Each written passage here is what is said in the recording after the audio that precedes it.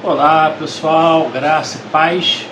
Nosso vídeo de hoje, dessa semana, é dos meus alunos da Anhanguera, o Diógenes, a Elisa, a Monique e a Nádia, que vão falar do ângulo de Cobb e da escoliose, né? Aproveite o conteúdo e divulgue para os seus contatos, tá? E dentro do nossa busca de chegar aos 700 inscritos, hoje faltam apenas 19, né? Então nos ajude aí a chegar aos 700 inscritos até o final do mês de março. Faltam 19 agora, tá bom? Se a gente chegar antes, de repente a gente aumenta um pouquinho depois dessa meta, tá bom? Forte abraço a todos e até amanhã. Fica na paz. Olá, hoje a gente vai falar sobre ângulo de Cobb e escoliose. Alunas Elisa, Monique e Nádia. O que é o ângulo de Cobb, né? O ângulo de Cobb ele foi descrito em 1948 por John Cobb. Foi uma das técnicas mais utilizadas para verificar a ocorrência de escoliose. Ele é estabelecido através de radiografias que você faz da coluna vertebral em ângulos AP e perfil, ou seja, de frente e de lado.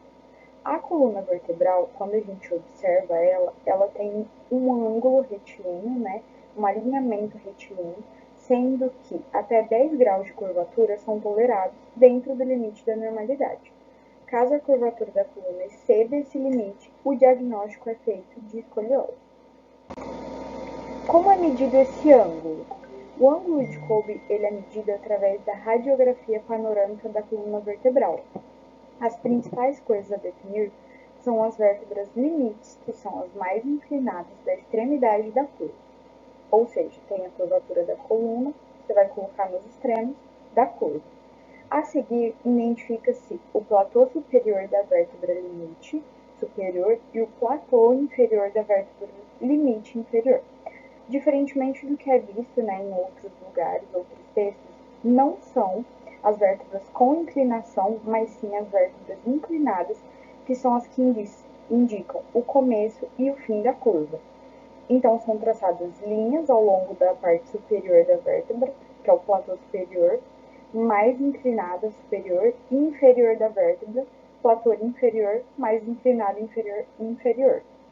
A seguir, as duas linhas perpendiculares a essa, ou seja, são desenhadas formando um ângulo de 90 graus para que elas se cruzem. O ângulo resultante é medido e o número é expresso em graus. Podemos ressaltar também que, em geral, os pacientes apresentam mais de uma curva, sendo necessário medir 2 ou mais ângulos de Cobb na mesma pessoa. Por exemplo, curvas em S que o paciente tem, você pode medir que vai dar mais de 2 ângulos.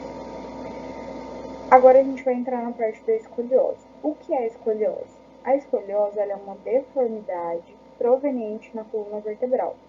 Ela consiste em uma curva anormal que pode ocorrer na região lombar, torácica ou cervical e pode ser observada pela frente ou pelas costas do paciente num ângulo que seja maior do que 10 graus, como eu citei lá no começo. Esse tipo de desalinhamento que ocorre na coluna, que está presente em 3% da população, ela é manifestada mais em mulheres.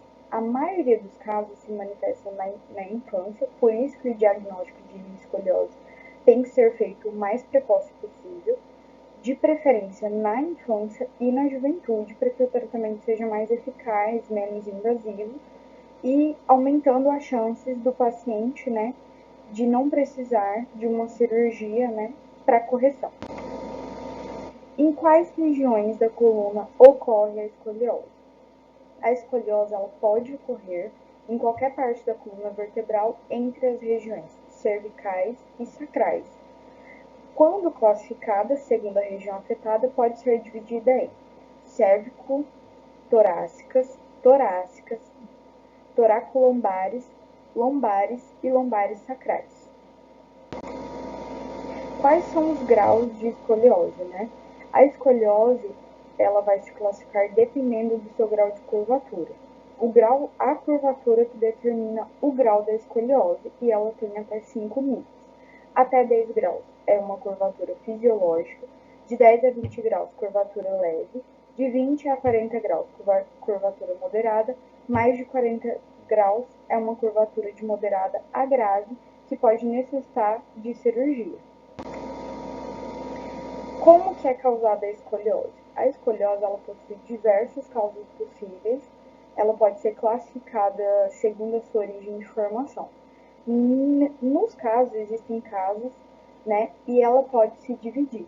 A escoliose ela pode ser dividida em escoliose idiopática, escoliose congênita, escoliose neuromuscular e escoliose secundárias. O mais comum é a escoliose idiopática, porque ela é o tipo mais comum e ela não tem uma causa conhecida ainda. E a escoliose secundária, ela é causada por doenças, né? A escoliose neuromuscular é neurológica e a congênita ela vem com o nascimento, né? Ela é definida por problemas de má formação. Quais os sintomas da escoliose? São os sinais clínicos que eu vou falar agora. A caixa torácica ela é inclinada para um lado, né? Um lado da caixa torácica parece maior do que o outro. Um dos lados do quadril chega a ser mais elevado, à frente, né, do lado, para o lado oposto. Um dos ombros é mais elevado, você consegue verificar tanto de frente quanto de costas. E a perna aparentemente apresenta ter um tamanho diferente. O quadro de dor não é comum e está normalmente associado em casos mais específicos de adultos que deixaram a escoliose progredir com o tempo. Qual é o profissional que trata essa escoliose? A escoliose ela pode ser tratada por nós, fisioterapeutas, ortopedistas, neurocirurgiões, fisiatras, pediatras ou clínicos em gerais, que são os profissionais que são habilitados para ajudar no diagnóstico desse problema e encaminhar o paciente para realizar um tratamento específico com um médico especialista de coluna, um médico ortopedista que é reconhecido pela CBC, né, SBC, desculpa, que é reconhecido pela SBC, que é a Sociedade Brasileira da Coluna. Qual é a melhor atividade física para melhorar a postura, né, da escoliose? Existem alguns exercícios que trabalham a simetria e o desenvolvimento muscular dos dois lados do corpo, que são recomendados para evitar a piora da escoliose em casos mais leves. Os exemplos são natação, yoga, pilates, caminhada, corrida, hidroginástica e, em alguns casos, musculação também pode ajudar para que o paciente não agrave mais o seu problema na coluna, né, para que não haja mais surgimento de curvaturas. A escoliose tem cura? Com um acompanhamento de um profissional qualificado, a escoliose pode sim ser tratada, né, de acordo com o tipo da sua gravidade, da sua curvatura. Para os casos mais leves, o tratamento clínico é mais conservador, o que inclui o uso de coletes, exercícios específicos e sessões de fisioterapia que nós aplicamos, né, como já foi citado anteriormente.